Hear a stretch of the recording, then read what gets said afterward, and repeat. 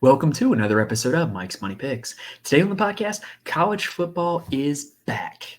Kind of. It is officially week 0 of the 2024 season, which brings us a smaller slate of college football than what we're used to. But hey, we're going to have college football on the TV. We're going to have college football DFS action, the opportunity to bet on player props, on game outcomes, all that. College football has officially arrived for the 2024 season, right? So we've got a 3-game slate on DraftKings. And today on the show, we are going to break down all 3 of these games and all 6 of these teams and kind of tell you where my early leans are in terms of building out a DFS lineup for DraftKings, and then hopefully FanDuel as well. Hopefully FanDuel will come out with their salaries later in the week for this 3-game slate. So we are recording this pretty early. We're recording this on Saturday night, a full week before the games. So these teams have not put out their official 2-deep depth charts yet. So what I would recommend is that as you get closer to kickoff, go just on Google, search, insert team name here, 2-deep depth chart, boom, and see what comes up, and you can get kind of a clearer picture. But we're going to make sure to here on today's show to mention the jobs that are kind of locked up, the jobs that are kind of in question, the guys that might play some snaps, the guys that might start and whatnot. So, we're going to have it covered as much as we can in time here today, but just keep in mind that this may change before next Saturday's games. Anyway, we're going to be here for the entirety of the college football season. So if this is your first time finding this channel, welcome. Glad to have you. Please go ahead and hit that subscribe button. That way you can be with us for the rest of the college football season. We're closing in on 500 subscribers, which is a huge milestone, and I hope to have that by the time week 0 kicks off. And then also please hit the like button for the video if this helps you in any way. I really do appreciate it. Those help me out more than you could ever know. All right, enough with the introductions. Let's go ahead and dive in week 0. All right, so probably the most notable game of week 0, the game that will probably have the most impact on the college football playoff race and the season outcome in general is going to be Florida State taking on Georgia Tech. Now, this game is going to be played in Ireland. That is why it is kicking off at 12 p.m. So it's the first game that we've got here of the 2024 college football season. This game is currently got an 11.5-point spread in favor of FSU with a total of 56.5. So the projected total is about 34-23 in favor of Florida State. This is probably the most shootout-y game on the slate. It is tied for the highest game total on the slate, sitting at 56.5. Now, let's go ahead and talk about the Seminoles. So they are coming fresh off of last year's undefeated season that kind of ended in heartbreak with not getting in the college football playoff, and they're reloading a lot of their roster. Their new starting quarterback is going to be DJ Uiagalelei. I do believe I said that correctly. Anyway, Big DJ is going to be coming over from Oregon State.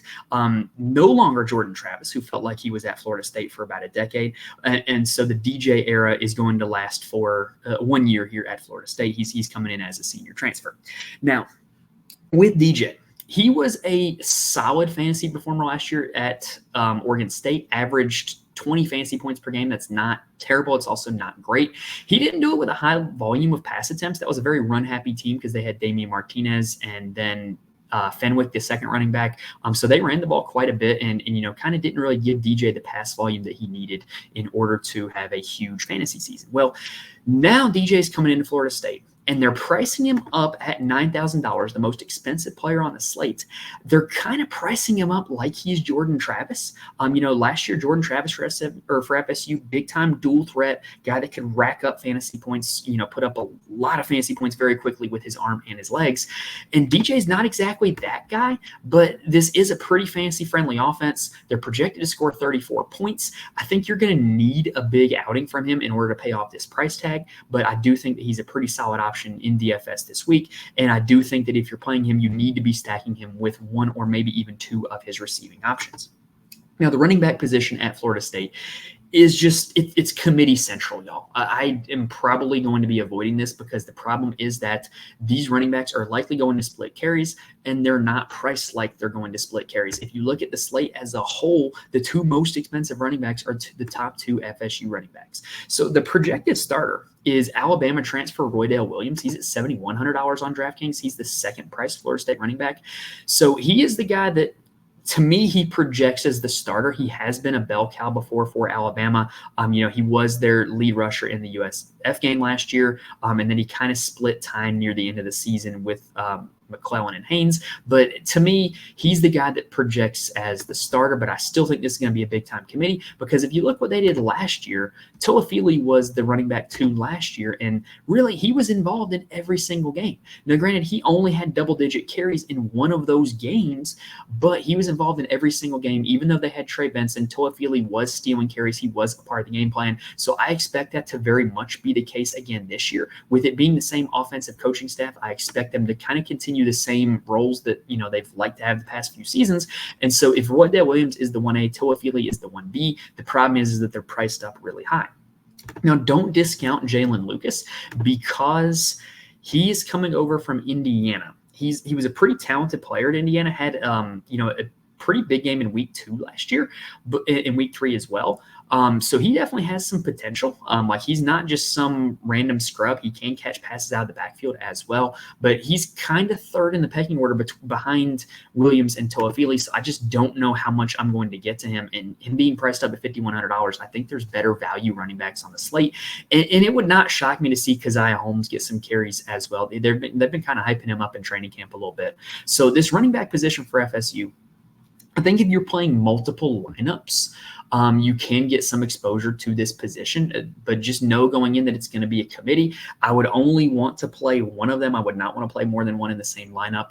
I just think that really what you would need is you would need to pick the guy who breaks off a long run or finds the end zone multiple times in order for them to pay off that price tag. And I think that the strength of Georgia Tech's defense is kind of the front 4. So I don't think that this is necessarily the best spot to attack. Personally, I would rather play some FSU receivers than the FSU running backs. So let's go ahead and talk about them. So at the wide receiver position, Malik Benson is another Alabama transfer. He kind of projects to be the wide receiver 1. He is also priced up as the highest wide receiver on the entire slate.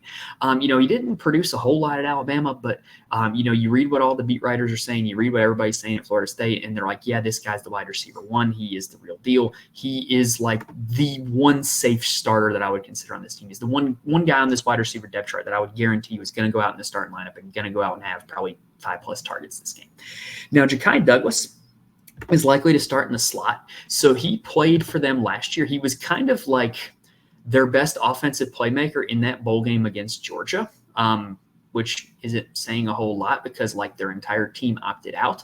But that kind of showed you what he could do. Last year also he played against Pitt when Keon Coleman and Johnny Wilson were both out, had a huge game, 20 fantasy points. So this guy does have the ability. He can get you some fantasy points. I think it's very likely he starts in the slot. I don't think he's a terrible option for your DFS teams as well.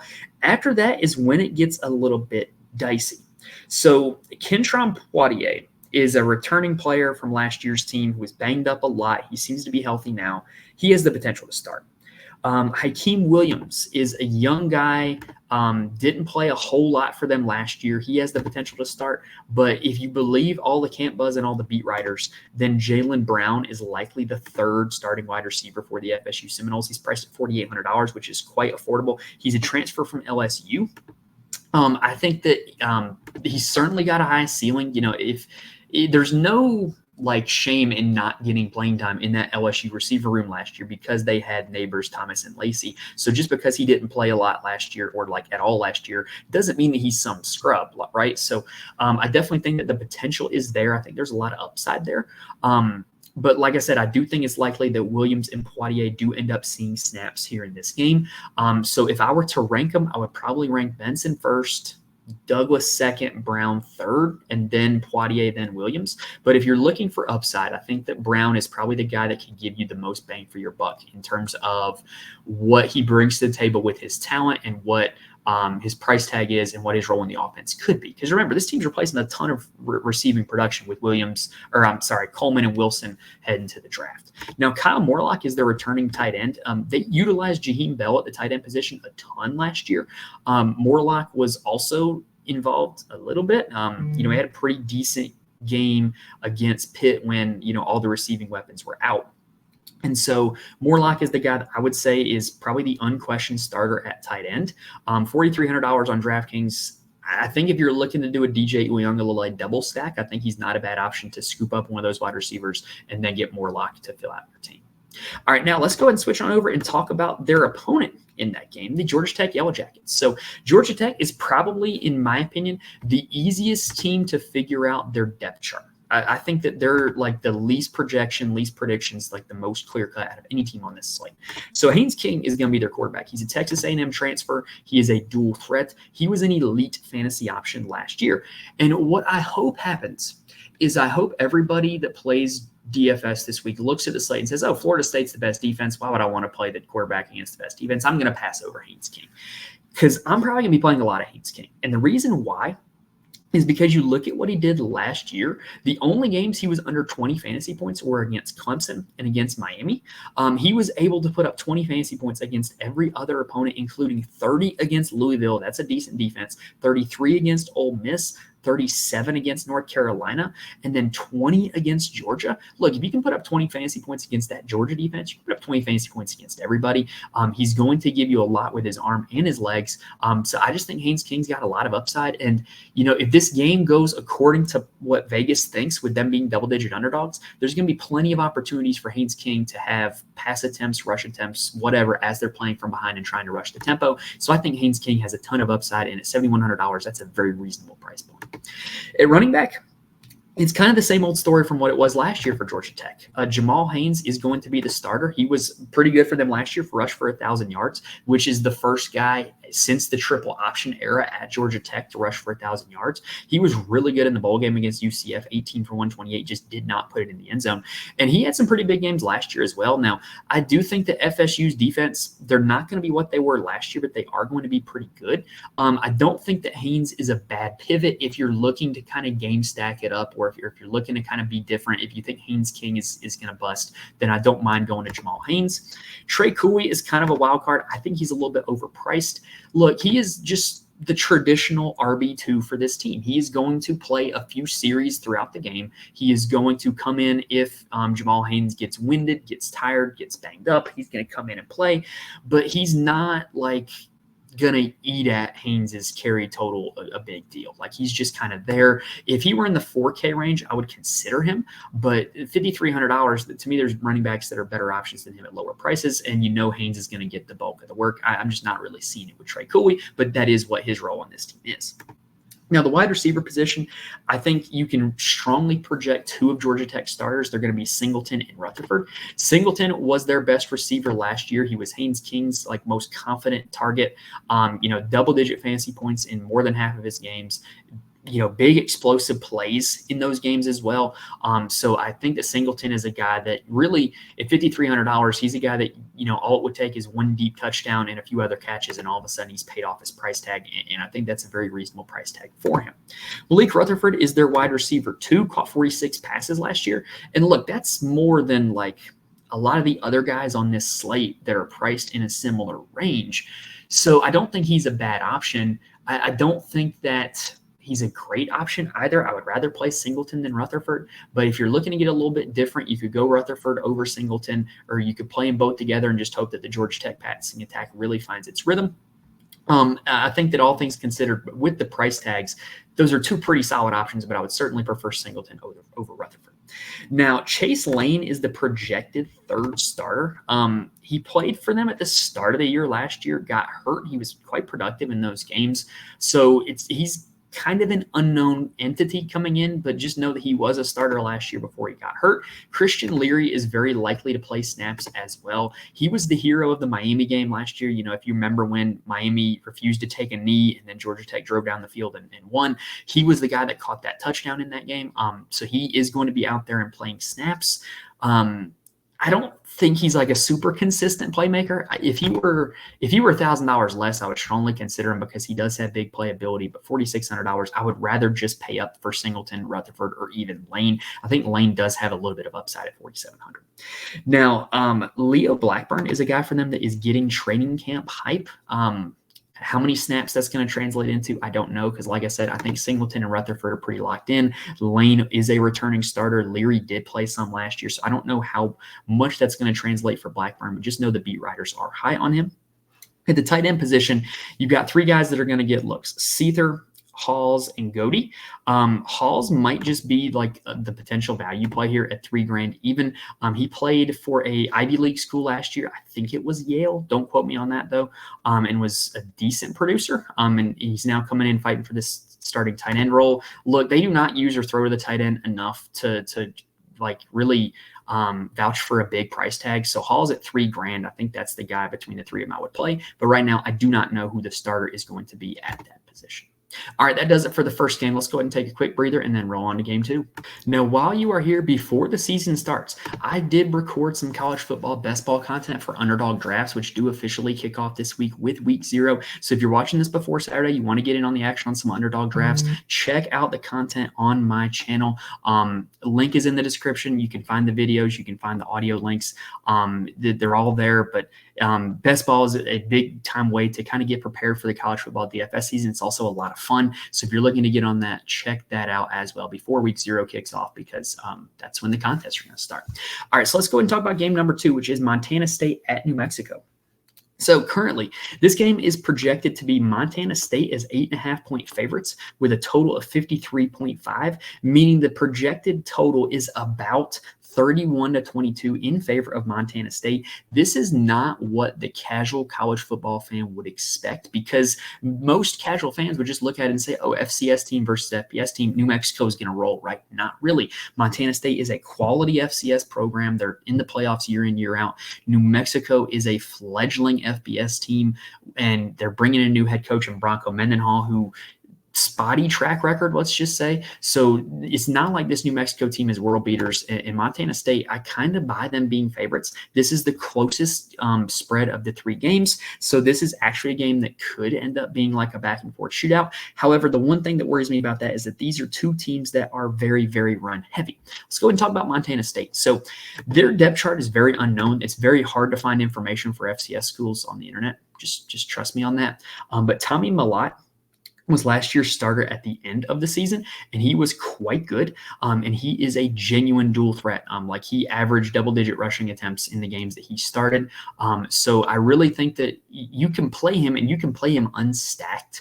I think that he's a pretty solid option. You know, he's only $7,000. He's $2,000 cheaper than DJ Uiagalelei, and his team is only projected to score 3 less points. And you know that he can get it done with his legs as well. I think he is a very solid option for this slate, and I think that you can play him unstacked.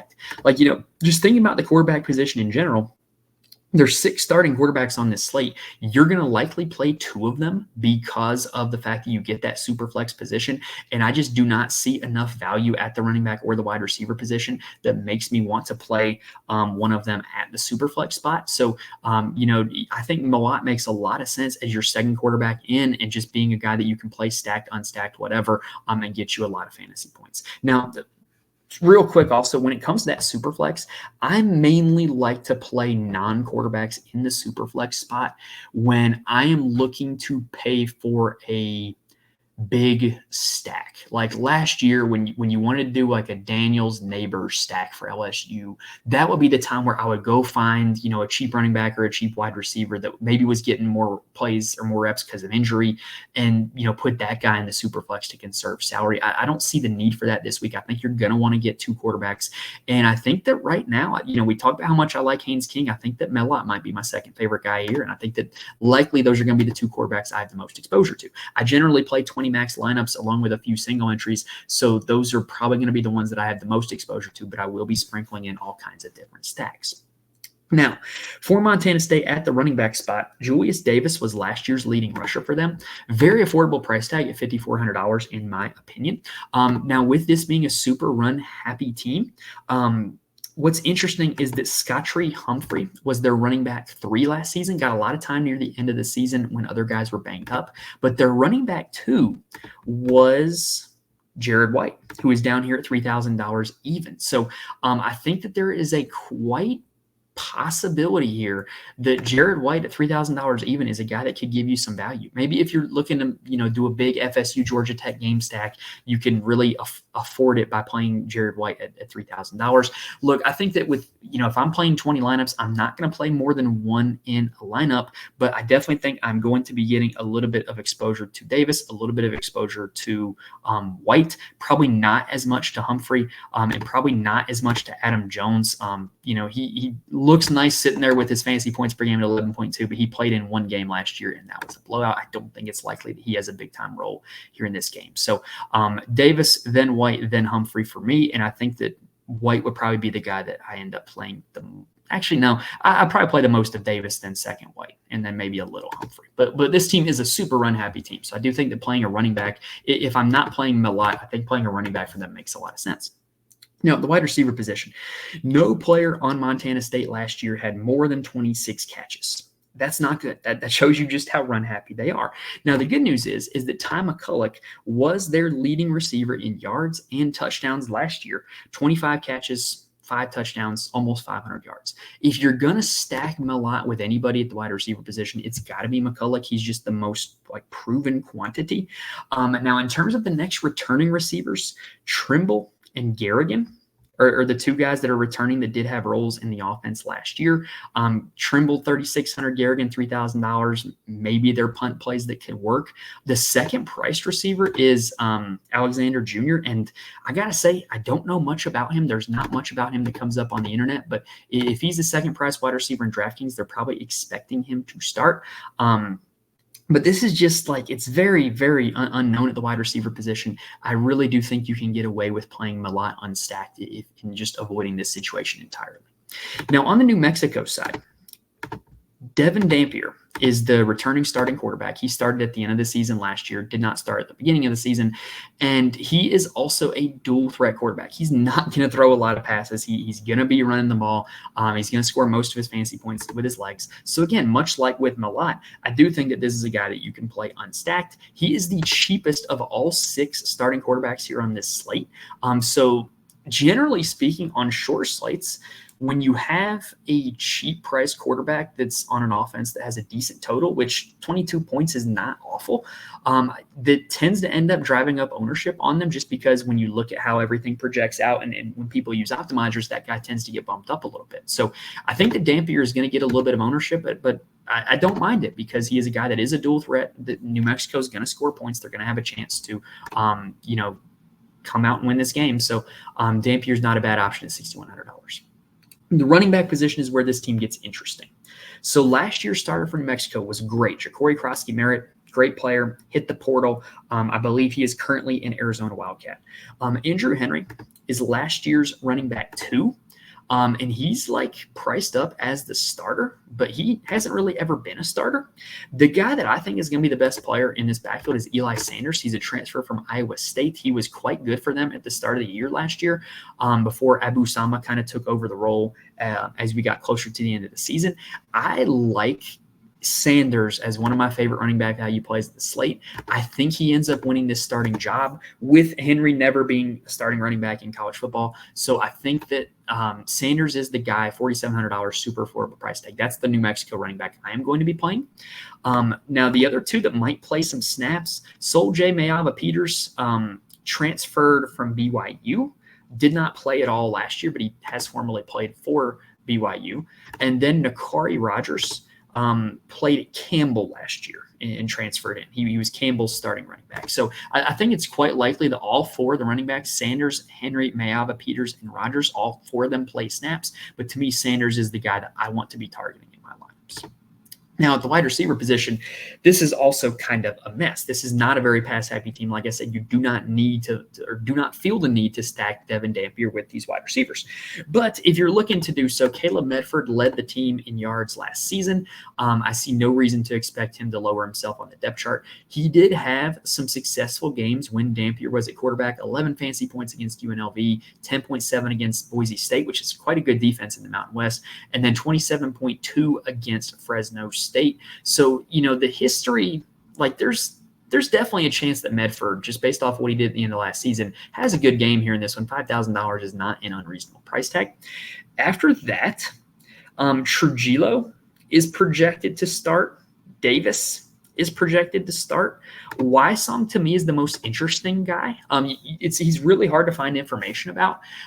Last year he started the season for New Mexico and was just kind of okay. But 2 years ago he was really their guy. He was one of their big play threats in that offense. And I think if he can return to the form that he had in 2022 before his injury-shortened season last year, I think that he could be an interesting play. At $4,700, I definitely think there's some upside there. But I do think that Medford is just in terms of just on paper, who is the most likely to have success in this receiving room, it's Medford. One other interesting tidbit about this game is the fact that New Mexico, when we saw them last year, they really struggled against mobile quarterbacks. Like if you just look at the games they played, they lost to Utah State and their third quarterback, Levi Williams, 44-41 to end the season. Boise State last year, Taylon Green gave them fits, put up 42 points on them. UNLV gave them fits, put up 56 points on them. So just, the mobile quarterbacks gave them a lot of issues. And if that issue continues, I think that Tommy Mellott on the Montana State side gives a ton of upside there at $7,000. All right, that ends it for game number 2. Let's take a quick breather and then talk about game number 3. Now, if you're sitting there watching this video or listening to this podcast thinking, I really like this information, where can I get more of this?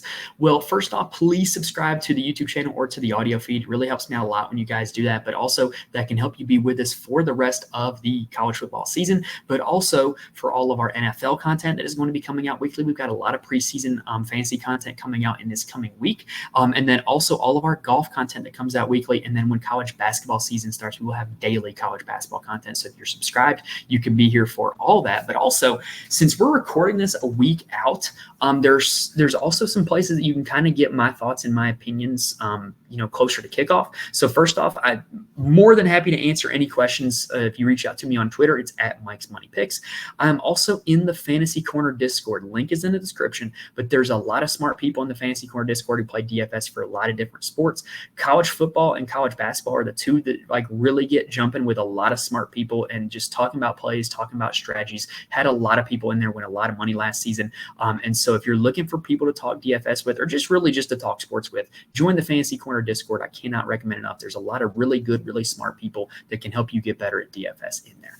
And then also, for every college football slate, including the midweek slates, I write an article where I post my core plays for FanDuel and DraftKings on DFS, as well as why, to my Patreon, patreon.com/Mike's Money Picks. The Patreon helps me out a ton. It's how I'm able to pay for a lot of the data that you guys hear on these shows. So if you're looking to support me financially, I would recommend the Patreon is way number one for that. And also, last but not least, it's the start of a new season. So if you're looking to sign up for a new DFS site, new player prop site, new sportsbook site, we're partnered with Sign Up Expert. So head on over to signupexpert.com/Mike's Picks. They have the best promo codes for any of new sites for new users. Just check it out. I promise you won't be disappointed in those promo codes, and it helps me out a lot when you use my links as well. So just make sure you check that out if you're looking to sign up for anything new. And then also, we're on YouTube. So if you got any thoughts, want my opinions on you guys, feel free to put it in the comments. Feel free to reach out to me on there. I'm more than happy to answer any questions. I'm debating on whether or not I want to do like a live show for this, like closer to kickoff, because, we're recording this so out in advance. But hey, if you're subscribed to the channel, you'll know if we end up doing something like that. All right, let's go ahead and get into this last game. So the last game is going to be SMU heading to Nevada. SMU is 27.5-point favorites with a total of 56.5, meaning the projected total is about 42-14 SMU. Also, you guys may have noticed when it comes to projected totals, I don't like doing the 0.25, 0.75, whatever points. So I kind of just round to the nearest realistic football score for the total that I'm given. So 42-14 SMU is the projected total here for this one.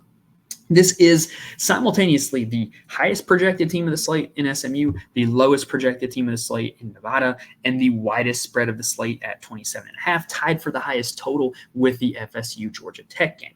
Now, for SMU, they're real interesting because, they played a lot of games like this last year. Preston Stone, very solid quarterback. He's returning again this year. And, last year, the deal with SMU was once they got into conference play, they really weren't pressed a whole lot. And so you really didn't see games where the starters were playing into the fourth quarter a whole lot. You didn't see games where they were throwing the ball into the fourth quarter a whole lot. So it led to some very inconsistent games from Preston Stone.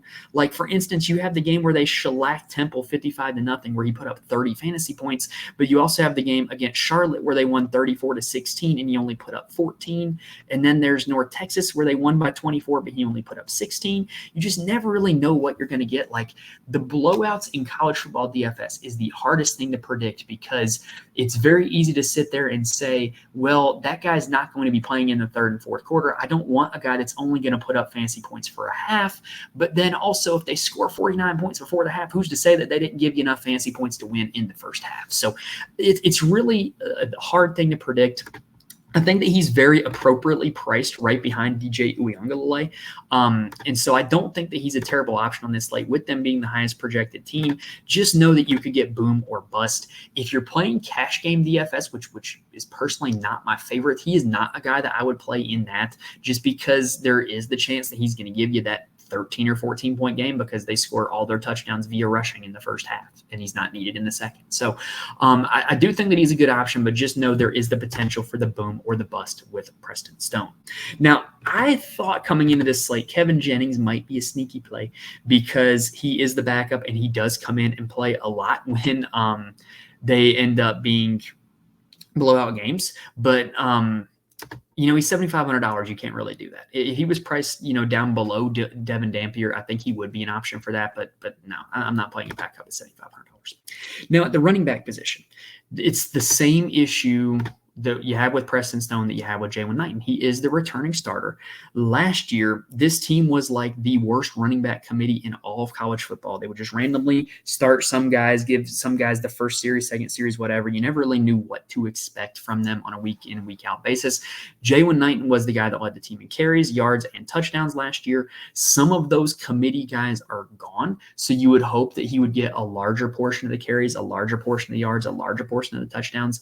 I think that, again, with Preston Stone, I think he's very reasonably priced, but there's a chance that some of the other guys in this committee just come out and take the touchdowns or take the series that end up, being big runs, and then he doesn't play in the second half. So, kind of play at your own risk, but understand that there is some boom bust, which is the weirdest thing about SMU is like they're the highest projected scoring team on the slate with 42 points, but you don't know how they're going to get to that 42 points. Now, LJ Johnson is one of those committee mates, ran for over 500 yards last year. Kamar Wheaton is another one of those committee mates, ran for over 400 yards last year. And then Brashad Smith did kind of transfer in from Miami. I believe he was a receiver at Miami. And he's now listed as a running back on SMU's depth chart. Don't know what to make of that, but really, I think Knighton's the only one I have interest in playing. If you're playing GPPs, maybe you could take a shot at Johnson or Wheaton and just hope that they're the guy that gets the touchdowns. But I don't know, man. It's not my favorite situation to target. Now, the wide receiver position, I do think is a little clearer for SMU. I think that if you're playing Preston Stone, you should probably stack him with at least one of his wide receiving options. He's not a huge dual threat like some of the other guys that we talked about. So the three likely starters for SMU are Bailey, Hudson, and Brinson. Bailey was kind of like the most dependable target last year.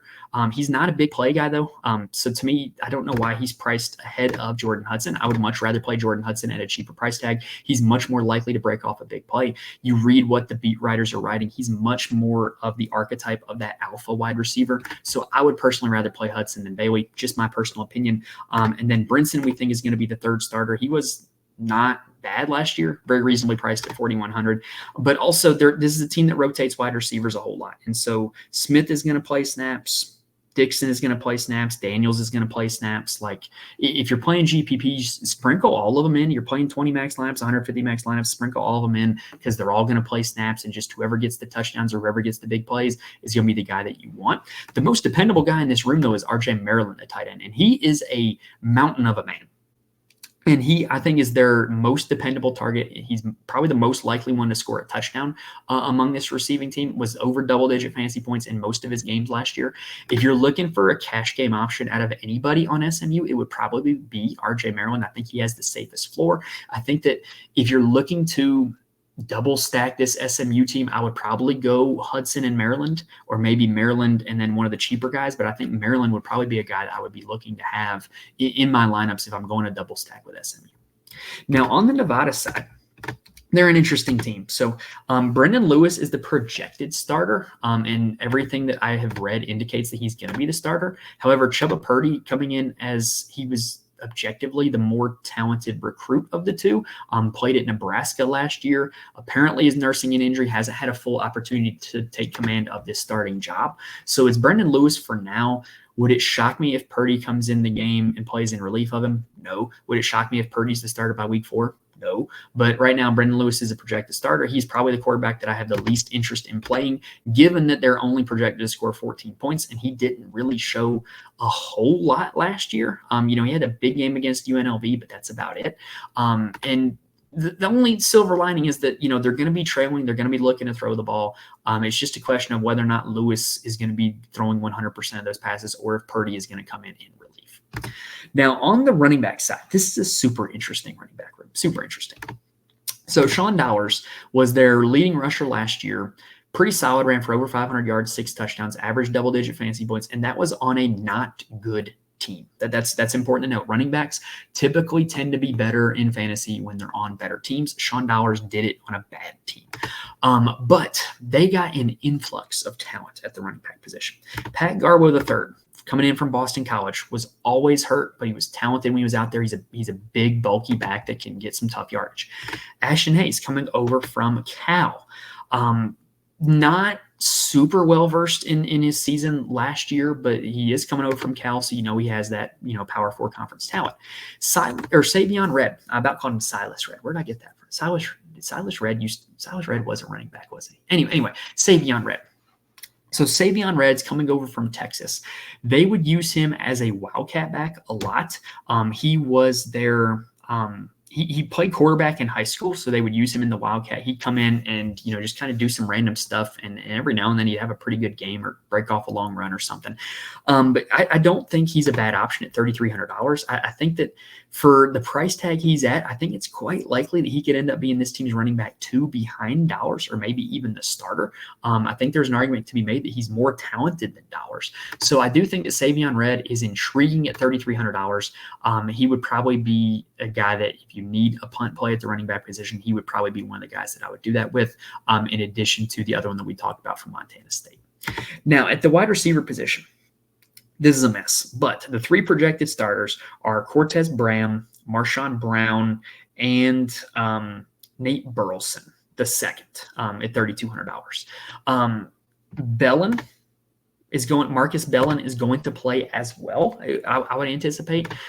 So it's really just kind of a mess, but all 4 of those guys are cheap. So if you're playing the quarterback, Lewis, just mix and match. Play one of these guys, play 2 of these guys. I think Burleson at $3,200 coming in as from what I have read, a projected starter. Now, when they release their 2 deep, that might be different.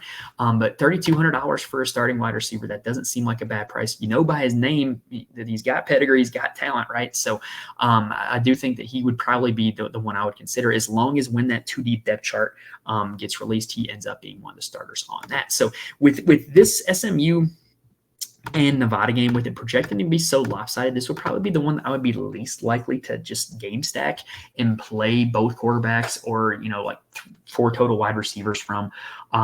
But I do think that there are some bits and pieces and ways that you can attack this game. Maybe it's playing one of the running backs, both the running backs, whatever. But I do think that would be the least likely game that I would game stack personally. All right, so that is going to do it for the week 0 slate. Hopefully we were able to give you guys plenty of information for what you need to know in order to build some successful DFS lineups for this slate. If I helped you at all in this video, please hit the like button on YouTube. Please rate and review if you're listening on audio.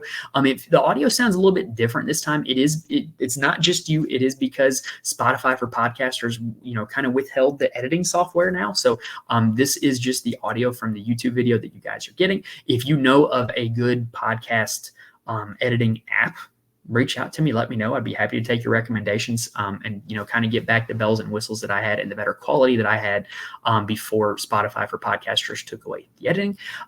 So yeah, just let me know if you guys know that. But anyway, if I helped you out in any way this video, please like the video, rate and review the podcast. Remember, you can get more from me. Remember, I'm recording this a week out, so if things change, you want to get my opinions, Twitter at Mike's Money Picks. Join the fantasy Discord. If you want the full articles, the Patreon is your best friend, patreon.com/Mike's Money Picks. All right, but that's going to do it for this episode, y'all, and that's going to do it for week 0. So remember, I will be back for week 1 and the rest of the college football season. So make sure you subscribe to the channel so that we can be with us for the rest of the season, which we're really looking forward to this season. Hey, as a Texas fan, this is the most excited I've been for college football since 2009. So really looking forward to this season.